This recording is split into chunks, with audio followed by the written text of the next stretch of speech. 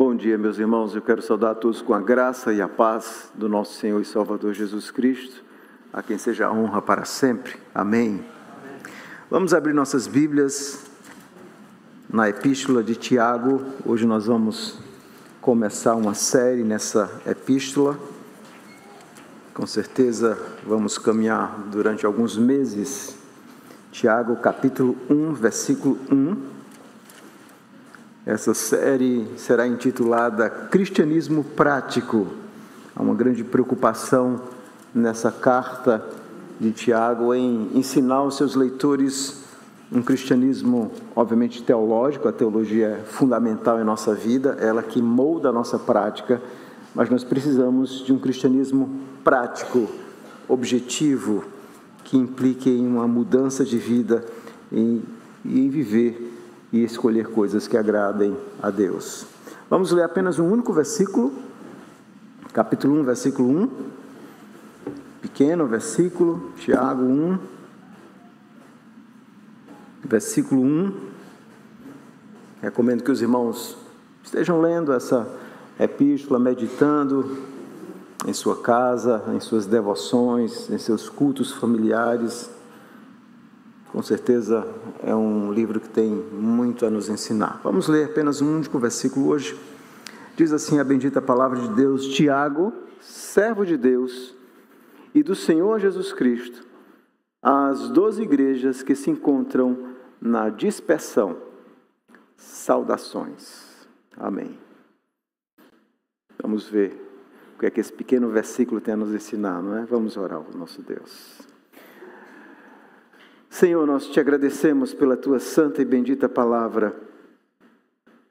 Mais uma vez o teu povo está na tua presença para reconhecer que nós precisamos do Senhor.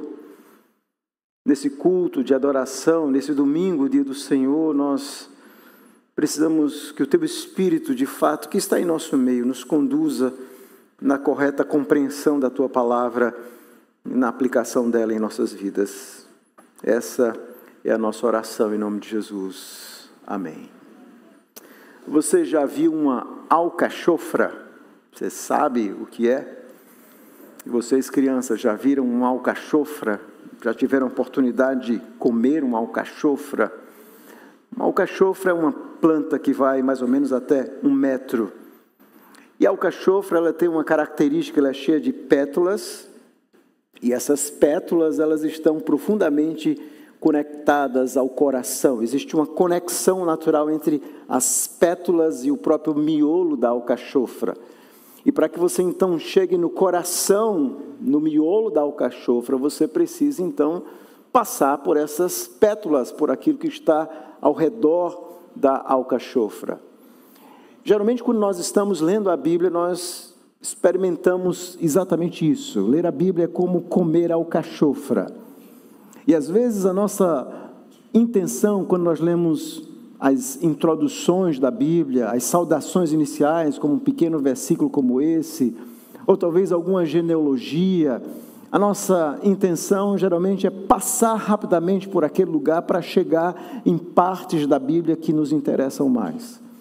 E nisso nós cometemos um erro de criar uma Bíblia dentro da Bíblia e desconsiderar partes que são profundamente relevantes também para nós. Então, quando nós lemos essas saudações apostólicas, ou essas saudações que encontramos nas cartas do Novo Testamento, são exatamente aquilo que nós podemos chamar as alcachofras do Novo Testamento. Por quê? Porque são aquelas folhas iniciais que estão ligadas ao coração.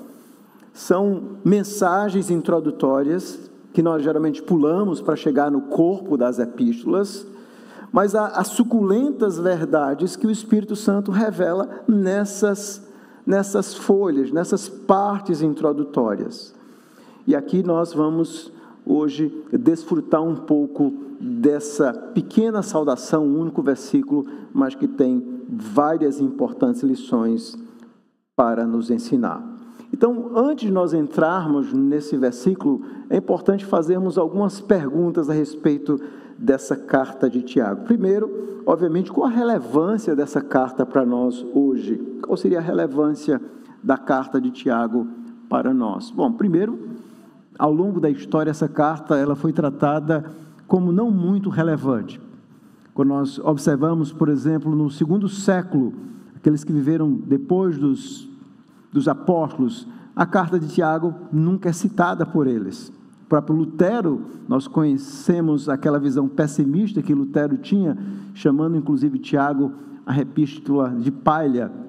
Obviamente ele dizia isso porque quando ele comparava com as cartas de Paulo, ele sentia falta do evangelho, da doutrina da justificação pela fé, e obviamente por uma compreensão equivocada que Lutero tinha sobre essa carta de Tiago.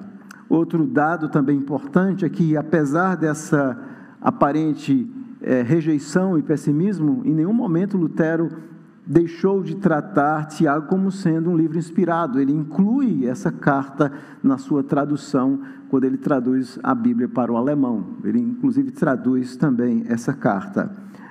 Durante também os estudos críticos modernos, alguns teólogos, como por exemplo Martin Dibelius, eles começaram a dizer: será que Tiago realmente é uma carta? Parece que não há uma conexão dos assuntos. Você já percebeu isso quando você está lendo Tiago? Parece que os assuntos estão desconectados, parece que não há uma continuidade de pensamento. Então, durante muito tempo, houve em relação a Tiago um certo desânimo em entender a mensagem, em compreender a mensagem e a relevância dessa carta para nós. Mas isso tem mudado nos últimos 30 anos, muitos artigos, teses doutorais na área do Novo Testamento têm produzido e têm nos ajudado a compreender a profundidade dessa carta para nós. Mas por que ela é relevante? Bom, ela é relevante, em primeiro lugar, porque é a palavra de Deus. Então, se Deus levou Tiago a inspirar esse livro e faz parte do Novo Testamento, ela é muito relevante para nós. Mas a segunda natureza dessa relevância tem a ver com o conteúdo, é porque é uma carta profundamente prática. Tiago consegue aliar doutrina e prática, mas focando sobretudo naquele cristianismo prático, naquele onde nós precisamos tomar decisões diárias, constantes, e como ele mesmo diz, bem-aventurado é aquele que pratica a palavra de Deus, não apenas aquele que escuta. Então, por isso que Tiago é relevante. Ele nos ensina o caminho da sabedoria. Ser sábio é aquela pessoa que, no seu dia a dia, aprende a tomar decisões que agradem a Deus. Por isso que ela é relevante. Nós carecemos de pessoas que conheçam não apenas a doutrina, mas também a prática. Nós precisamos daquilo que alguns chamam uma fé reformada experimental ou experiencial, ou seja, não é suficiente apenas conhecer a verdade. Isso é fundamental, conhecer o verdadeiro evangelho, mas é preciso ter uma prática. Tiago, então, nos ajuda, obviamente, muito nisso. E, obviamente, no escopo da sua mensagem, onde vários temas relevantes para nós são tratados nessa pequena epístola, por isso que ela é relevante para nós. Mas a grande pergunta que nos vem é: quem de fato escreveu essa pequena carta? Quem escreveu? Bom, o nome está aí logo no versículo 1, ele se identifica como sendo Tiago. Tiago, obviamente nós temos vários Tiagos na Bíblia, e nós temos que identificar que Tiago foi esse que escreveu essa carta. Se você ler, por exemplo, em Atos, no capítulo 1, abra sua Bíblia no versículo 13, você vai encontrar só nesse versículo aí alguns Tiagos. Então, Tiago, capítulo 1, versículo 13, abra sua Bíblia, que diz o seguinte: quando ali entraram, subiram para o cenáculo, onde se reuniam Pedro, João, Tiago, André, Filipe, Tomé, Bartolomeu, Mateus, Tiago, filho de Alfeu, Simão, o Zelote, e Judas, filho de Tiago. Só aí nós encontramos 3 Tiagos, e nenhum desses aqui foi, obviamente, o que escreveu. Então nós temos um Tiago que era o filho de Alfeu, que era apóstolo. Ele não pode ter escrito essa carta porque ele foi martirizado muito rapidamente. Nós vemos o martírio dele lá no livro de Atos dos Apóstolos. E existiam outros Tiagos, mas existia um Tiago importante, que é o que nós chamamos de Tiago, irmão de Jesus. Ou seja, o próprio Senhor Jesus, ele teve outros irmãos, Maria e José, depois de Cristo, contrariamente ao que a Igreja Católica ensina, eles tiveram outros filhos. E nós vamos encontrar um desses sendo chamado exatamente de Tiago.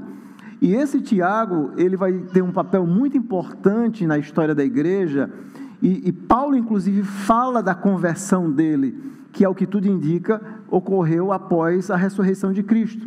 É bom lembrar que os irmãos de Jesus, os irmãos dele, os filhos, obviamente os outros filhos de Maria e José, eles tiveram uma atitude incrédula para com Jesus Cristo. Nós vemos isso lá no Evangelho de João. João, por exemplo, capítulo 7, versículo 5, abra sua Bíblia. Vamos ver alguns textos que falam a respeito disso. No Evangelho de João, capítulo 7, versículo 5, diz o seguinte: pois nem mesmo seus irmãos criam nele. João 7,5, nem mesmo os irmãos criam nele. Então, nós vemos, obviamente, que no primeiro momento, os próprios irmãos de Cristo que cresceram com ele era obviamente o primogênito mais velho, eles em nenhum momento compreendiam ainda que Jesus era não apenas o Messias, mas ainda o Deus homem.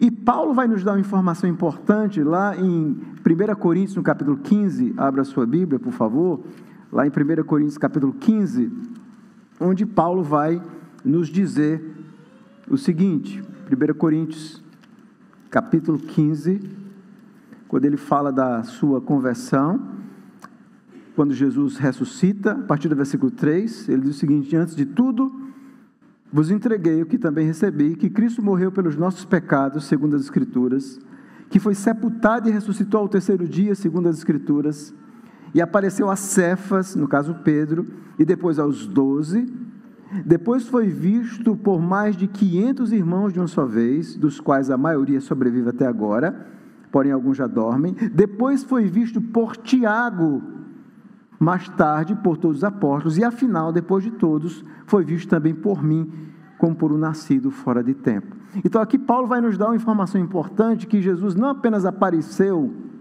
a Pedro, aos demais apóstolos, mas apareceu também a Tiago, e ao que tudo indica, é exatamente esse Tiago, que era irmão de Cristo, e que vai se converter, quando Jesus então aparece, a ele ressurreto, e vai começar a desempenhar um papel muito importante na igreja de Jerusalém. Ele é chamado pelo apóstolo Paulo, em Gálatas, capítulo 2, versículo 9, se você abrir a sua Bíblia, ele vai ser chamado de coluna da igreja. Então, Pedro e Tiago, e esse Tiago, obviamente, não era aquele apóstolo, porque já tinha morrido nessa época, ele era uma coluna, ou seja, alguém de fundamental importância na vida da igreja. Nós vemos, por exemplo, em Atos, no capítulo 15, abra sua Bíblia mais uma vez, no primeiro concílio da igreja, no primeiro grande debate que ocorre dentro do cristianismo, quando o cristianismo, o evangelho começa a chegar aos gentios, muitos gentios que não eram judeus, pessoas que não eram judeus eram chamados de gentios, eles começam a se converter, e alguns judeus diziam que eles precisavam se circuncidar, guardar aquelas leis dietéticas do Antigo Testamento. E o primeiro grande debate ocorre aqui no capítulo 15, e a pessoa fundamental aqui é exatamente Tiago. Veja no capítulo 15, versículo 12, diz assim: toda a multidão silenciou, passando a ouvir a Barnabé e a Paulo, que contava quantos sinais e prodígios Deus fizera por meio deles entre os gentios. Depois que eles terminaram, falou Tiago, dizendo: irmãos, atentai nas minhas palavras. E aí Tiago, ele vai ter um papel muito importante de liderança na igreja apostólica, ou seja, dentro da igreja de Jerusalém. E nós conhecemos a respeito desse Tiago não apenas nos evangelhos. Flávio José, um historiador que viveu nessa época, nos conta em muitos detalhes o martírio de Tiago, esse mesmo Tiago. Então, quem tiver curiosidade, basta ler a obra de Flávio Joséfo. Ele então vai nos contar a respeito de Tiago, que era o moderador da igreja, alguém que era conhecido pela sua piedade, chamado joelho de camelo, porque ele orava tanto que os seus joelhos eram encaliçados. Então esse era um epíteto, um nome que se dava a Tiago como sendo o joelho de camelo. E, segundo Flávio Joséfo, mais ou menos no ano 62, 63 da nossa era, após a morte do procurador Festo, os judeus aproveitaram para perseguir a igreja cristã, e eles então lançam Tiago do pináculo, eles prendem, batem nele, e ele então é martirizado ali pelos judeus, mais ou menos no ano 62 a 63. Então, quem escreveu essa carta foi esse Tiago, que era irmão do Senhor, obviamente filho também de Maria e José. Era um homem que no princípio foi incrédulo, se converteu possivelmente após a ressurreição de Jesus, começou a ter um papel importante dentro da igreja de Jerusalém, tendo autoridade apostólica, mesmo que não fossem os apóstolos, e escreve então agora com toda essa autoridade para várias igrejas com o objetivo de exortá-las. Então é esse o Tiago que escreveu essa epístola. Mas por que, para quem aliás ele escreveu? Observe, voltando lá para Tiago, vamos voltar lá para Tiago 1, que a informação que nós temos é que ele escreveu para as 12 tribos da dispersão.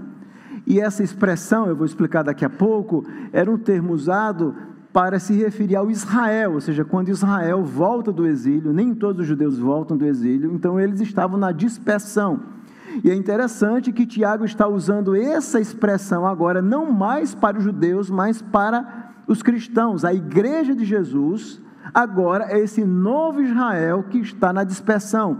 Então essa carta é uma carta geral, uma carta que não foi escrita para uma igreja particular, mas para várias igrejas. Esse era o objetivo de Tiago. Era uma carta que nós chamamos uma carta circular. Ela era lida em uma igreja, depois lida em outra igreja, depois em outra igreja, e nós não sabemos exatamente qual a região, em que região estavam os destinatários. Talvez eram mais daquela região de Israel, pela forma como nós vamos ver Tiago usar, por exemplo, a expressão sinagoga para se referir ao local onde os cristãos se reuniam ainda, um termo bastante judaico, mas nós não temos certeza. O fato é que ele escreve essa carta circular. E por que ele escreveu? Essa é uma pergunta importante. Bom, a carta, toda a forma da carta é aquilo que era chamado de parênese. Uma parênese é uma exortação. Tiago, ele queria exortar aqueles irmãos. Esse é o grande ponto. Toda carta ela tem essa linguagem exortativa mostrando como eles deveriam agir. E toda a mensagem da carta, aquilo que nós chamamos o tema unificador dessa carta, né? Qual o conteúdo da carta? A carta fala muito sobre essa ideia de inteireza, de santidade, de não ser alguém dividido. É uma expressão que nós vamos ver depois nas outras exposições, a ideia de ânimo dobre, de sermos duplos, de uma hora fazemos o que é certo e outra fazemos o que é errado. Então, Tiago, ele apela para essa inteireza de coração, para essa integridade, para essa santidade. Deus nos quer como seres completos. Deus quer uma devoção completa. Então, é uma mensagem sobre uma vida completa de santidade. Uma mensagem para que vivamos uma vida abrangente, prática. E para isso, ele vai usar uma série de perguntas, de comparações. Quando você estiver lendo, preste atenção nisso. Nas comparações, nas perguntas retóricas. Ele usa algumas retóricas, alguma forma retórica, era muito comum na época, uma figura chamada diatribe, onde você faz perguntas, os oradores faziam perguntas, mas não é que eles, obviamente, esperavam, eles criam como se fosse uma discussão imaginária em perguntas e respostas para tratar de vários assuntos. Tiago vai usar. Tanto é que alguns vão dizer que como é que Tiago, uma pessoa tão simples, poderia escrever, usar um grego que não é um grego super refinado, mas em certo sentido um grego mais refinado, comparado com, por exemplo, o Evangelho de João. Como é que Tiago escreveu dessa forma? Bom, era muito comum naquela época o uso de amanuenses, pessoas que eram treinadas exatamente para escrever, e bastava você ditar e dizer como eles deveriam escrever. Então, Tiago tem essa característica de perguntas, de respostas, essa comparação comparação. Observe, por exemplo, aqueles que pedem com fé e aqueles que duvidam. Por exemplo, no capítulo 1, versículos 5 a 8, o pobre e o rico, no capítulo 1, versículo 9 e 11, aquele que persevera quando é testado e aquele que culpa a Deus quando é testado, aquele que é rápido em ouvir e aquele que se irrita facilmente,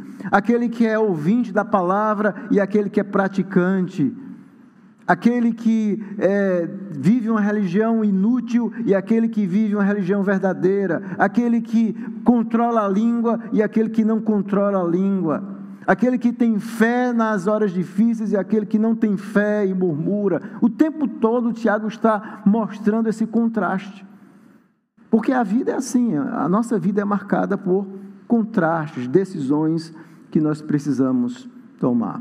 Agora sim, nós vamos voltar para o nosso versículo, capítulo 1, versículo 1, e vamos explorar esse versículo. Abra novamente sua Bíblia em Tiago, capítulo 1, versículo 1, e vamos nos concentrar agora nesse versículo. Qual é o ponto, qual é a ideia central aqui do capítulo 1, versículo 1?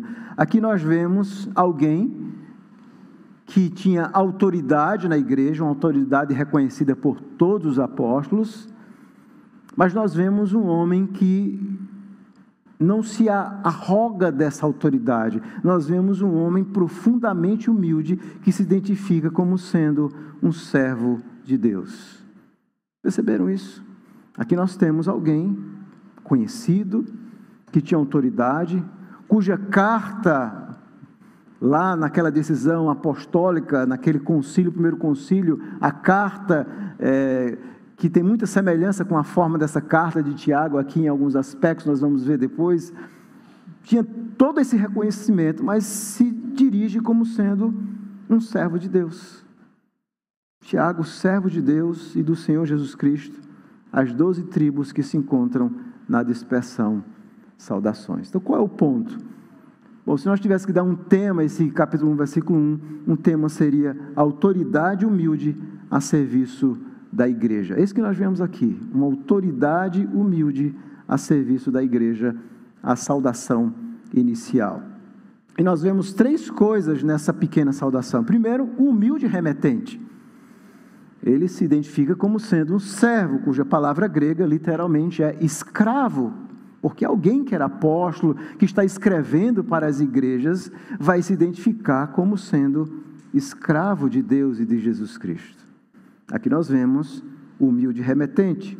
Segundo, nós vemos os amplos destinatários, porque Tiago, então, se refere à igreja como sendo a igreja da dispersão. Por que isso? Por que esse termo, a igreja da dispersão? E em último lugar, nós vemos a singela saudação, onde ele usa apenas uma única palavra, que na nossa versão tem saudações. Saudações. Então, repetindo, para aqueles que quiserem notar, autoridade humilde a serviço da igreja, a saudação inicial. O humilde remetente, os amplos destinatários e a singela saudação.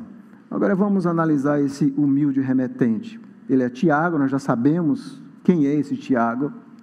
Ele então se identifica como sendo servo, mas a palavra servo é uma palavra que o nosso tradutor atenua, porque na verdade a palavra grega aqui, doulos, é a palavra para escravo. É a palavra que algumas vezes nós vamos ver Paulo usando para se referir, porque ele está se intitulando como escravo. Veja, a escravidão era uma coisa terrível. Sempre foi, inclusive nessa época aqui, no Império Romano, talvez 20%, 30% da população eram escravas. Então todo mundo conhecia o terrível, o quão terrível era a escravidão.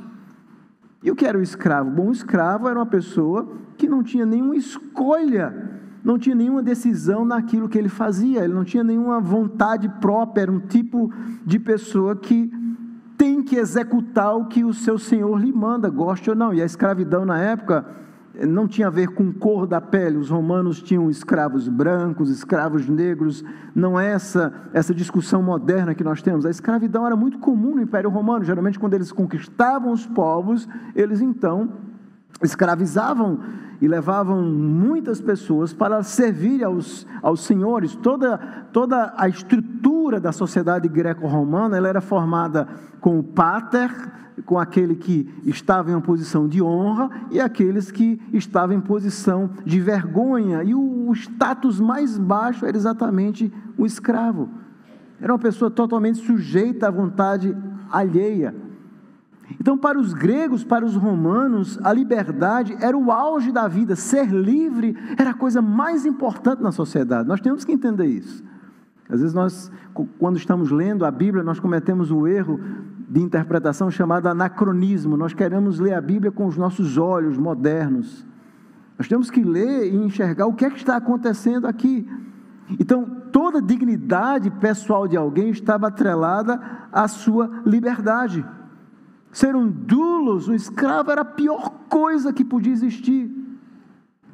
Eles não tinham nenhuma vontade, eles não tinham liberdade, eles não tinham direitos, não eram proprietários de nada, não podiam apelar aos tribunais se eles fossem, por exemplo, espancados pelos seus senhores. Eles não podiam fazer isso dentro do Império Romano, não podiam prestar depoimento como testemunhas em um processo judicial, não tinham cidadania, não tinham qualquer possibilidade de fazer o que queriam.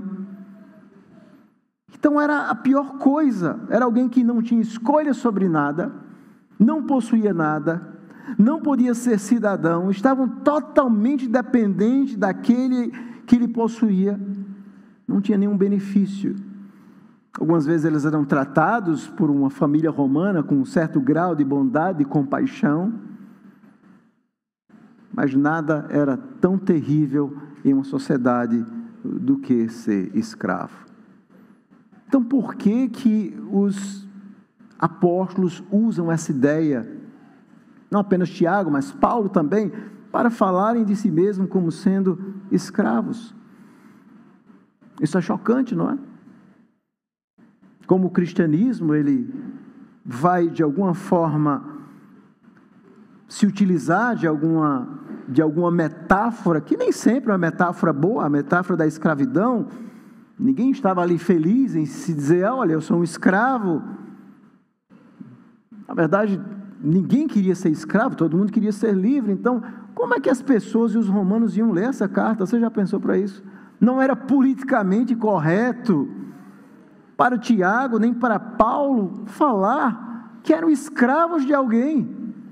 Veja, por exemplo, a carta do apóstolo Paulo em Romanos, onde ele vai usar essa mesma, e Paulo escreve à igreja de Roma. E o que é mais interessante é isso, ele escreve à igreja de Roma, no capítulo 1, versículo 1, e veja como ele se descreve: Paulo, escravo de Jesus Cristo, chamado para ser apóstolo, separado para o evangelho de Deus. Parece que esses dois termos não combinam, escravo e apóstolo ao mesmo tempo. Veja, apóstolo implicava em um certo grau de autoridade, escravidão significava uma submissão. É assim que Paulo se coloca.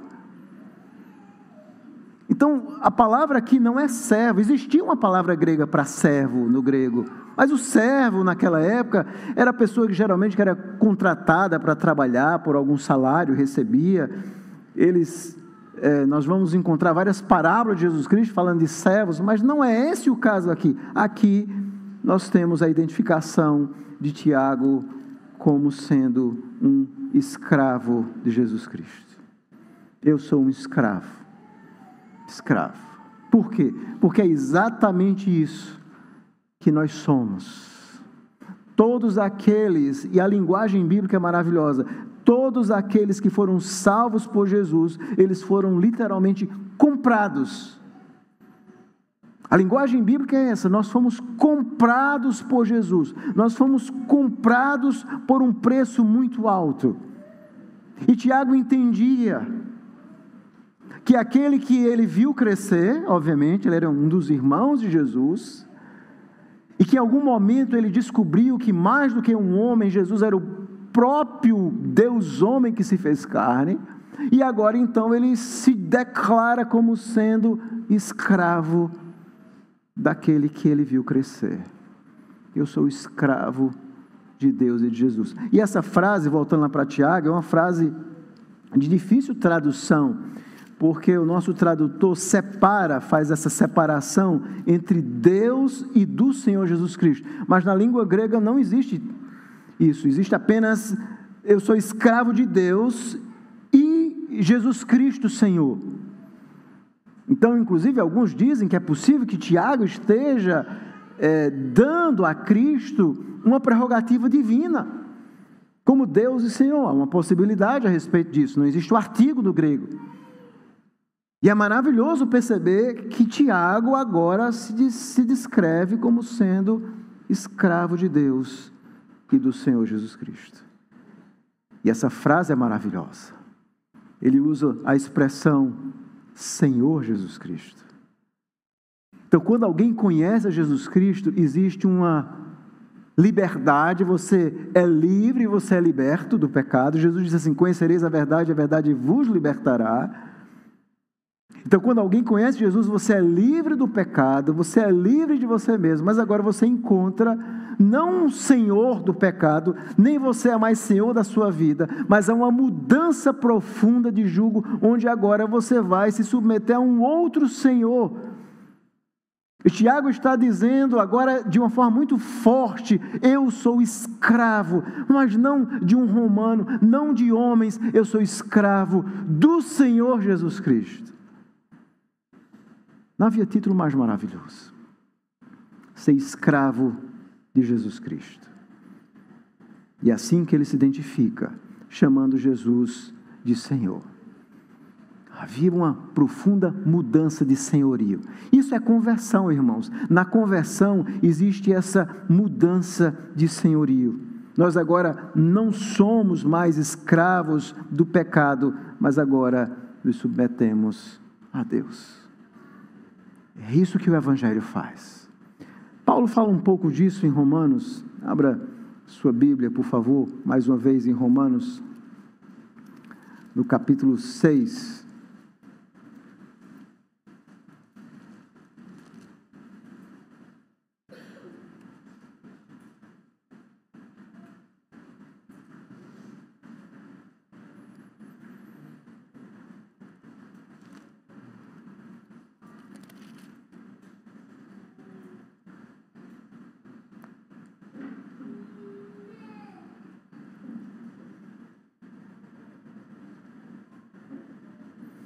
A partir do versículo 5, porque se fomos unidos com Ele na semelhança da sua morte, certamente o seremos também na semelhança da sua ressurreição.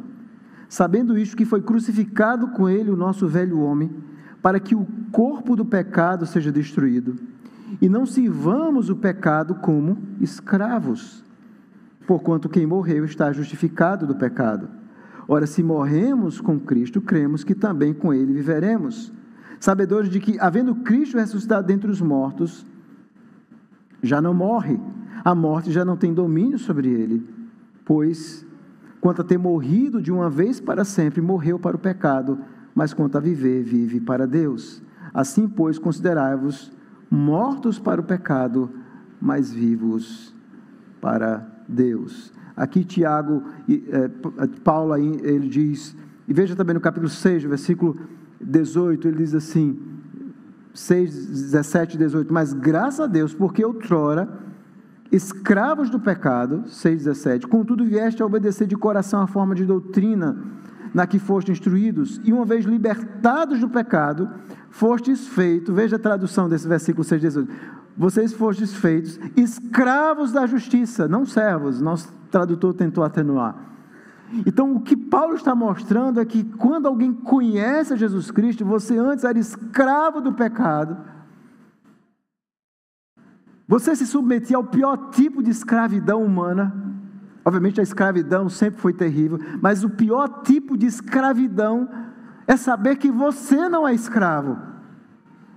E todo homem pecador, ele nasce escravo do pecado, mas quando alguém conhece a Jesus Cristo, há uma mudança profunda, você não é mais escravo do pecado, você agora é escravo de Cristo, desse Senhor que transformou você, que comprou você na cruz do Calvário, e você agora pertence tão somente a esse glorioso Salvador. É por isso que Tiago está dizendo: eu sou Tiago, eu sou escravo de Deus e de Jesus Cristo. Ele é o Senhor da minha vida. É o que nós cantamos, Ele é o nosso Rei. O nosso Rei. E logo em seguida, continuando na epístola, nós vemos, em segundo lugar, esses amplos destinatários. Ele se refere à igreja cristã como aqueles que estão na dispersão. Na primeira carta de Pedro, Pedro também usa essa expressão. E essa dispersão, essa expressão da dispersão, ou dispersão, era usado para a região na qual as pessoas foram espalhadas, particularmente uma referência à nação de Israel. Esse termo era muito usado no Antigo Testamento para se referir aos judeus quando eles são levados para o cativeiro, Jerusalém é destruída. Então esse termo era usado, sobretudo aparece na Septuaginta, que era a tradução do Antigo para o Novo Testamento, para se referir à nação de Israel. Israel está onde? Israel está na dispersão. É o termo diáspora que aparece em língua grega. Por exemplo, nós vamos ver em Deuteronômio capítulo 30, versículo 4. Na sua Bíblia vai aparecer a expressão desterrados, mas é o mesmo termo usado aqui por Tiago. Ainda que os teus desterrados estejam para a extremidade dos céus, desde aí te ajuntará o Senhor teu Deus, te tomará de lá. Então os desterrados são aqueles que estão na diáspora, aqueles que estão na dispersão, ainda que os teus dispersos estejam na extremidade. Deus diz que vai trazer, se Israel fosse fiel. Nós vamos encontrar, por exemplo, também Salmo 147, versículo 2. O Senhor edifica Jerusalém e congrega os dispersos de Israel. Os dispersos significam aqueles que estavam, os desterrados, aqueles que estavam na diáspora, que estavam distantes, que não estavam ali vivendo em Israel. Nós vamos encontrar também em João capítulo 7, versículo 35, essa expressão, quando Jesus diz que vai para um lugar que ninguém pode segui-lo. E no capítulo 7, versículo 35, disseram, pois, os judeus uns aos outros: para onde irá este que não possamos achar? Irá porventura para a dispersão entre os gregos com o fim de os ensinar? Então, na época de Cristo, os que viviam na dispersão, essa expressão, os que vivem na dispersão, era usada para se referir a todos os judeus que não viviam em Jerusalém. Eles viviam na dispersão, eles viviam fora de Jerusalém, eles viviam em outros locais, embora fossem judeus. Era um termo muito conhecido, os judeus estão na dispersão. Mas agora Tiago está usando essa expressão, esse termo para os cristãos. Ele está mostrando que a igreja da nova aliança hoje é a igreja que está na dispersão. E por que esse termo era importante? Por que dispersão? Por que nós somos o povo que vive na dispersão? Bom, a ideia de dispersão dava a ideia de que aqueles que estavam na dispersão, eles eram peregrinos, eles eram forasteiros, eles estavam vivendo em outras nações, mas a nacionalidade real deles era judaica. E Tiago então usa essa metáfora que era comum entre os judeus e agora aplica para os cristãos, porque faz todo sentido. Ele está escrevendo não para igrejas, mas ele está escrevendo para cristãos que estão na dispersão. Eu e você, nós vivemos na diáspora. Nós estamos aqui vivendo no Brasil, mas nós não somos realmente cidadãos brasileiros. Nós temos uma cidadania muito maior, porque nós não somos apenas cidadãos do reino, nós somos também escravos do Senhor desse reino, escravos de Jesus Cristo. E é por isso que essa mensagem é importante. Ou seja, enquanto nós vivemos nesse mundo, a nossa lealdade primeira, a nossa lealdade fundamental não está para com homens. A nossa lealdade principal está para com Cristo. E nós então somos servos desse Cristo. É por isso que Tiago diz: eu sou Tiago, escravo de Deus e de Jesus Cristo, o Senhor. Ele é o Senhor. E agora eu escrevo para vocês que estão na dispersão, que são peregrinos, que estão vivendo em vários lugares, várias nações, vários municípios, vários países. Mas no fundo todos vocês sabem que vocês são apenas escravos de Jesus Cristo. É a Ele que vocês devem a lealdade absoluta, somente a Ele. É por isso que essa carta nos lembra dessa lealdade e nos faz perguntar para nós mesmos nessa manhã: a quem nós somos leais? A quem você é leal, em última instância, na sua vida? A quem nós somos leais? Há pessoas que são muito mais leais aos seus próprios objetivos, propósitos, do que a Cristo. Há pessoas que são mais leais às suas ideologias do que a palavra de Deus e a Cristo. Há pessoas que são mais leais a um cantor, a um time de futebol, a um partido político do que a Cristo. Mas o Evangelho de Cristo, o verdadeiro Evangelho, é aquele onde uma única lealdade apenas é possível. E essa lealdade deve ser a Cristo. E Tiago então termina, voltando lá para a epístola, ele termina com uma simples palavra: saudações. E essa palavra saudações literalmente significa alegrai-vos. É uma palavra no sentido de desfrutar um estado de felicidade, bem-estar. Era uma saudação comum, mas que diz muita coisa.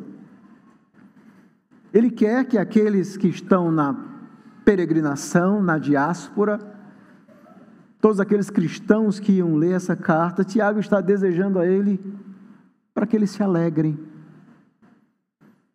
para que eles compreendam a dimensão profunda da vida cristã. Obviamente essas saudações cristãs, elas vão aos poucos crescendo. Tiago, segundo estudiosos, talvez seja uma das mais antigas obras do Novo Testamento. Ela é mais antiga talvez do que vários evangelhos, inclusive. E alguns entendem que aos poucos essas saudações das cartas vão aumentando, vão se tornando mais refinadas: graça e paz, misericórdia. O Pai e às vezes o Filho, o Espírito entram também nessas saudações ou conclusões das cartas. Mas aqui é exatamente a carta que nós encontramos lá em Atos 15, que é enviada àquelas igrejas, com essa simples saudação: alegrem-se, alegrem-se, se alegrem, vivam essa verdade do cristianismo, desfrutem da felicidade de serem cristãos, mesmo vivendo na dispersão. Uma simples saudação.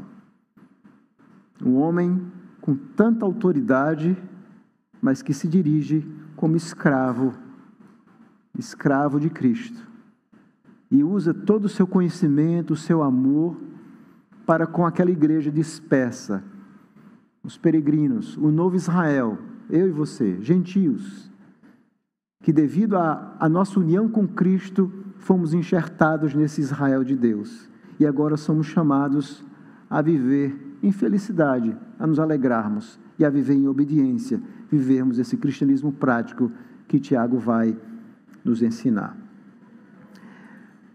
Eu não sei se você já ouviu falar de William Wilberforce, mas William Wilberforce foi um dos homens mais importantes na história moderna, ocidental moderna, com respeito à luta contra a escravidão. Ele lutou durante muitos anos. Então, se hoje nós experimentamos sociedades que repusam a escravidão, com certeza todos deveriam ser gratos a William Wilberforce, embora ninguém nem saiba quem ele é. Mas Wilberforce, ele dedicou toda a sua vida para lutar contra a escravidão na Inglaterra. A Inglaterra era a grande potência da época. E Wilberforce, ele lutou durante muitos anos. E eu estava lendo recentemente as atas dos debates dele lá no parlamento inglês, lutando contra a abolição. E essa luta começa em 1791, é quando ele começa a lutar pela abolição total. E essa lei só vai ser aprovada em 1833. 40 anos ele lutou contra a escravidão. 40 anos. E essa lei só foi aprovada de forma total um mês após a sua morte. 40 anos ele dedicou a vida dele. E foi graças à abolição que ocorreu na Inglaterra que fez com que Estados Unidos, depois o Brasil, viessem também a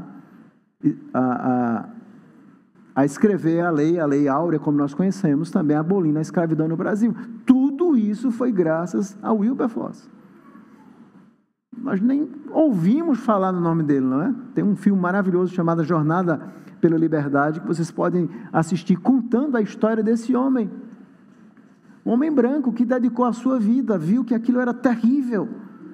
E dentre as citações de Wilberforce, tem uma que ele diz assim: a maldade do tráfico parecia tão enorme, tão terrível, tão irremediável, que a minha própria mente estava completamente decidida pela abolição, que as consequências fossem as que fossem. A partir desse momento, decidi que nunca descansaria enquanto não tivesse efetuado a sua abolição. Ele disse: eu nunca vou descansar na minha vida enquanto eu ver alguém escravo, sendo traficado. Dedicou mais de 40 anos a sua vida inteiramente por isso. 40 anos. 40 anos de luta para finalmente conseguir que a lei fosse aprovada. E finalmente os homens puderam agora gradativamente se livrar dessa coisa tão terrível que foi a escravidão. 40 anos. Mas existe uma escravidão muito pior, que é a escravidão do pecado.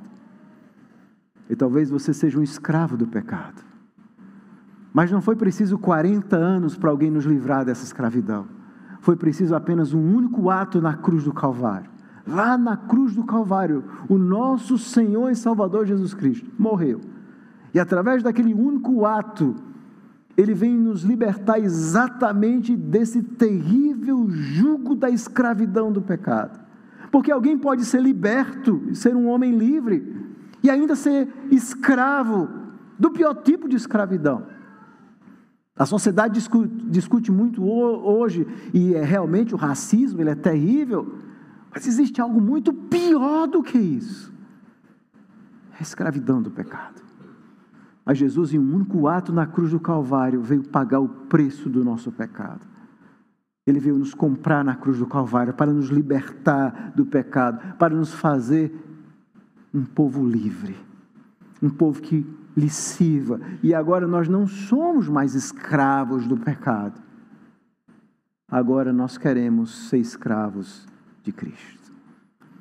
Ele nos comprou.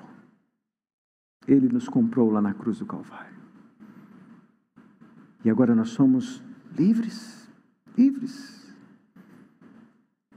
E as aplicações são muito evidentes desse texto. A primeira é que o Espírito Santo inspirou homens para escrever as Escrituras, cheios de autoridade, mas de uma autoridade humilde. Essa é a primeira lição. Ser um líder de igreja não significa querer ser maior do que os demais.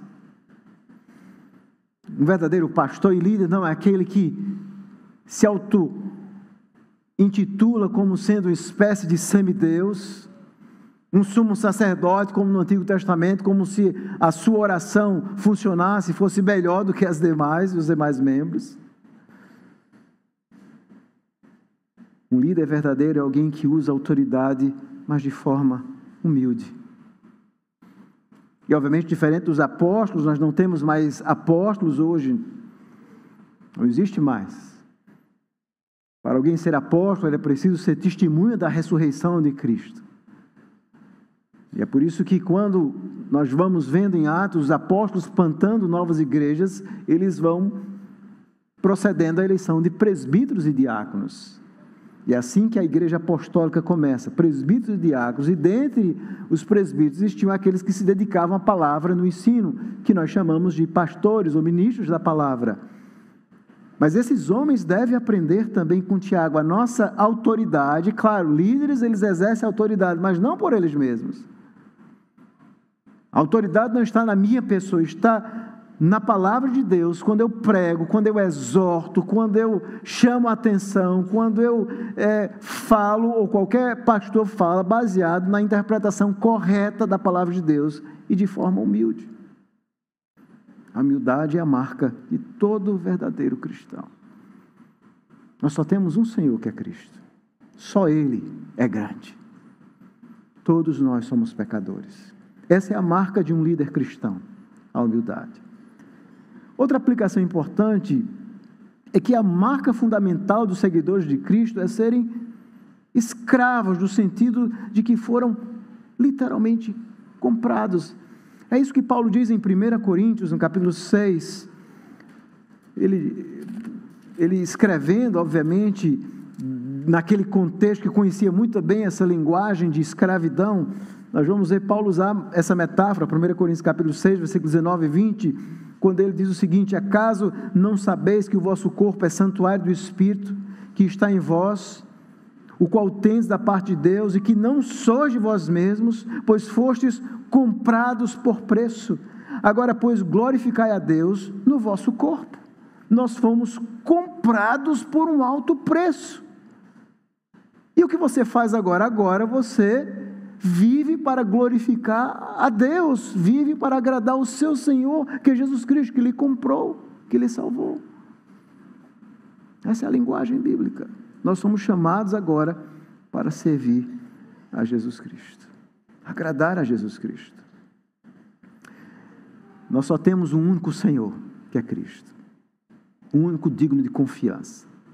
Ninguém humano pode ser nosso Senhor. E C.S. Lewis, ele diz isso de forma brilhante em um livro chamado Igualdade, onde ele vai dizer por que ninguém pode ser Senhor de outro. Ele diz o seguinte, C.S. Lewis: a humanidade está tão caída que não pode se confiar nem um homem poder irrestrito sobre os seus semelhantes. Aristóteles disse que algumas pessoas eram adequadas apenas para serem escravas. Eu não contradigo, mas rejeito a escravidão, porque não vejo homens adequados para serem senhores. Não há ninguém adequado no mundo para ser senhor de outro. Não há nenhum tipo de senhorio humano que não seja onde aquele que é o Senhor, que não use de poder, que não use de vários artifícios exploratórios para se auto-beneficiar. Ninguém pode ser senhor de outro. É por isso que só há um Senhor confiável, Cristo. Ele é o único que você pode confiar inteiramente nele. Somente Jesus tem qualificação para ser Senhor da nossa vida, irmãos. Nosso coração não é confiável. Não confie nele. O mundo não é confiável. Satanás e os demônios com as suas tentações, esses é que não são confiáveis. Escute o seu Senhor pela sua palavra, escute o seu Rei, exalte Ele como nós cantamos na sua vida. Somente Ele é digno de toda confiança. Somente Ele é digno de toda confiança. Então essa é a marca fundamental. A marca fundamental. Nós somos escravos de Cristo, temos apenas um único Senhor. Nós temos que entender isso. A essência do serviço cristão é essa lealdade absoluta ao nosso Rei. E a grandeza do escravo, a grandeza da vida, na verdade, é ser escravo de Jesus Cristo.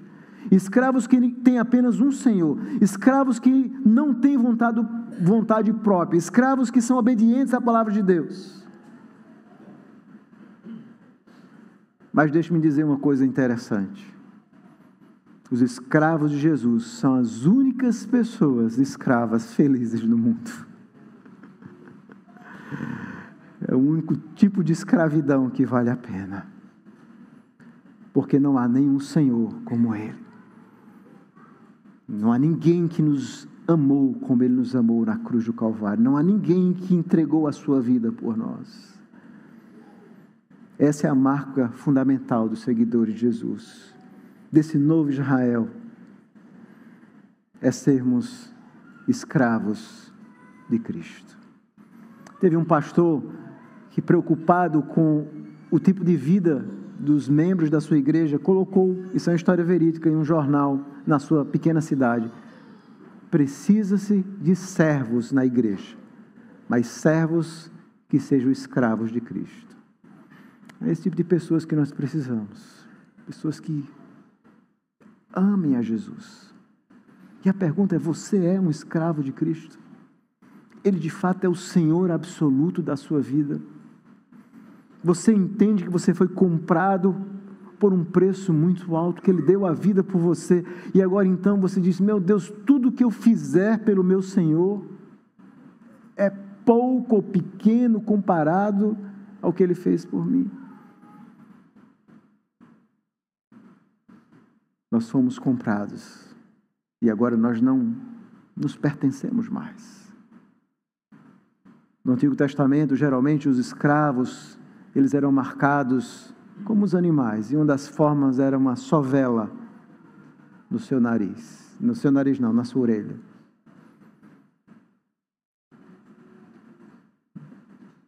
Nós temos essa sovela em nossa orelha. Nós temos uma marca. Nós pertencemos a Cristo. Mas como nós lemos em Apocalipse, Cristo nos salvou e nos vestiu de roupa branca. Mas o texto de Apocalipse diz que o linho finíssimo dessas roupas são os atos de justiça dos santos. E nós agora devemos viver a nossa vida com atos de justiça, com uma vida de obediência a esse Rei. Uma vida que verdadeiramente o agrade. Que Deus nos ajude, irmãos, a vivermos assim, de forma humildes, como escravos do Senhor Jesus. A quem seja a honra e a glória para sempre. Amém. Vamos orar. Bendito Deus, te louvamos pela Tua palavra. E agora nos colocamos em Tuas santas e benditas mãos, te rogando e te implorando, para que o Senhor de fato mude as disposições do nosso coração.